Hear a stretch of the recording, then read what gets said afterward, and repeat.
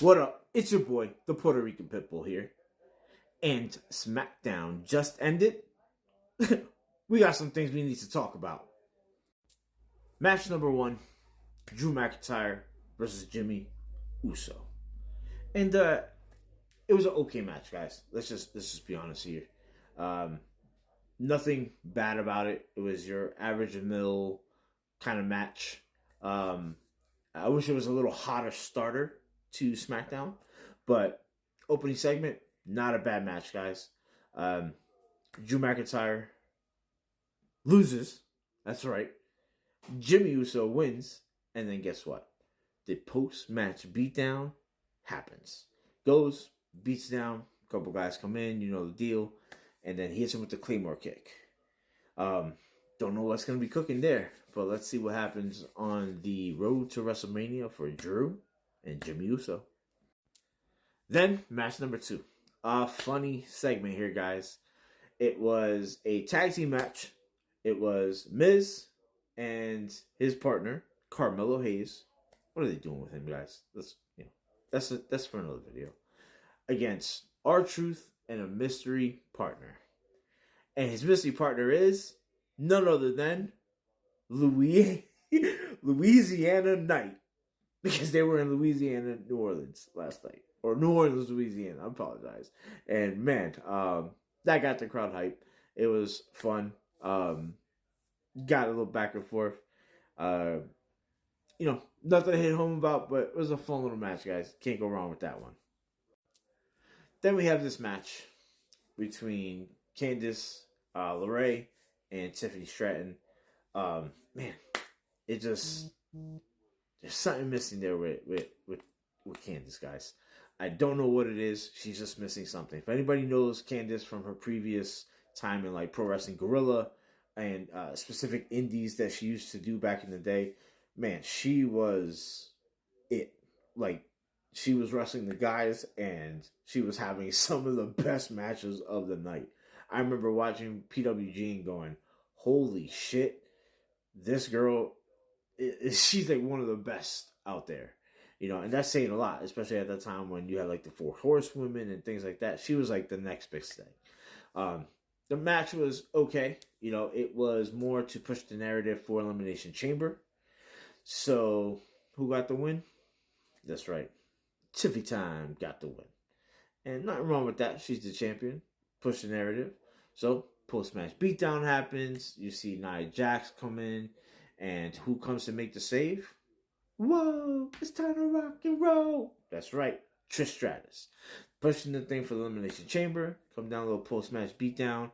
And lo and behold, Tiffany Stratton laying in the middle of the ring. Charlotte Flair points at WrestleMania. Did she just choose her opponent? Did she just say without saying that she's going to choose Tiffany Stratton? If so, please don't give her the belt. Please. Please. Then we have the Rock segment. We're going to save that one, guys, for the end of the video. After that, we have the DIY versus Pretty Deadly tag team match. I love tag team wrestling. I'm currently like part of a tag team that's tag team champions at a federation down in Jim Thorpe, Pennsylvania. And I just love it, guys. It's one of my favorite aspects of pro wrestling. All the dynamics and pieces of the puzzle you can move. And man, I understand what they were doing with this because it ended in no contest. Street Profits came down, attacked Pretty Deadly, started attacking DIY. Angelo Dawkins and Montez, they're so good. They're so good. They did this tag team move. You have to see it, guys. It's kind of like bum rushing them up. Montez catches him and hits him with some kind of like suplex type maneuver. Man, they're so good. They're so good. DIY comes out. It's a big mess. I'm really hoping that this brings us to eventually a WrestleMania match where it's kind of like all 4 guys. Brings back to like the TLC match, like, Hardys, Dudleys, Edge and Christian. That's what I kind of want for that. I think that would be excellent. it's setting something up. It has to. I mean, the storytelling in there is really, really good. It's really keeping it. All the layers are there. Um, now that Elimination Chamber is going to be coming up, now we can start building more towards Mania, because Mania build has been kind of lacking, guys. Uh, especially from previous years. So I don't know what they're waiting for, but I'm kind of glad that this is in the background here, and I hope it's one of the matches that actually does happen. We come to the final match of the night. It's Bloodline, which is Solo and Jacob, versus Damian Priest and Braun Strowman. Easily the match of the night, guys. These four guys went out there.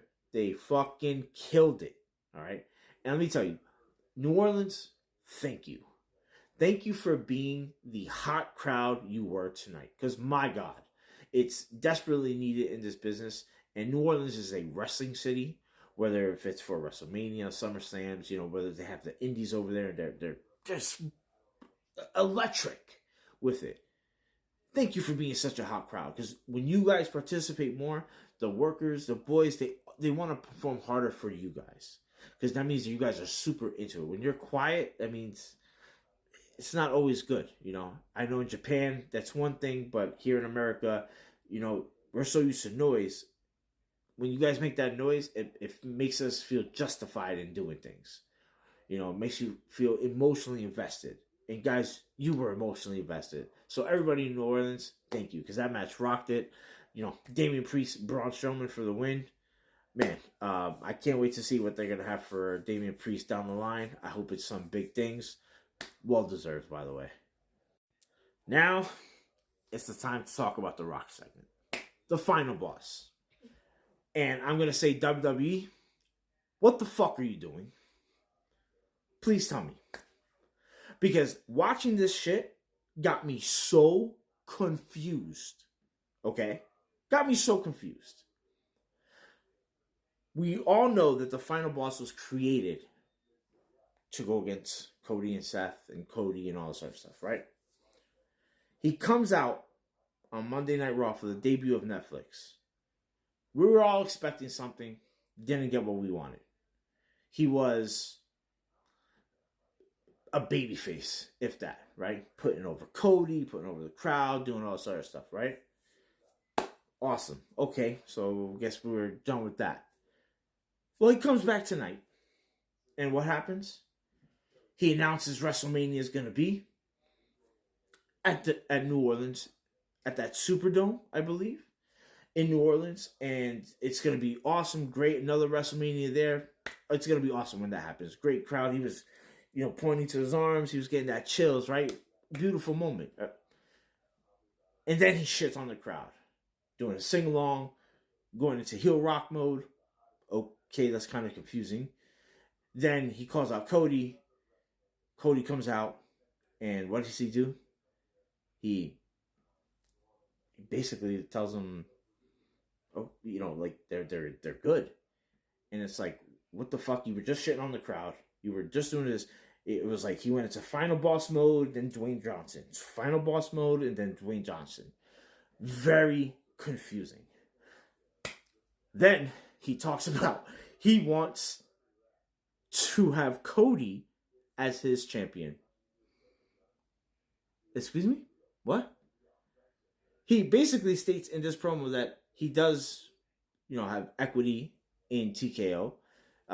Basically said that company says that he runs WWE. So technically he is his champion, but he wants him to be his champion. What the fuck does that mean? Didn't explain anything. Kind of left it as a hanger. And it's like, we need a little bit more clarification. He even says at one point, he wants Cody's soul. Yeah, you guys heard me correct.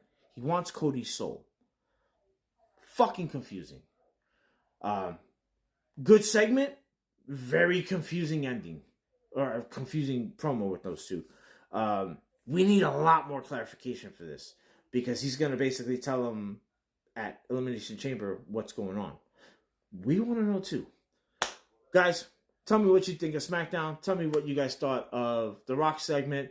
Remember, guys, support WWE, support AEW, support the Indies. God bless.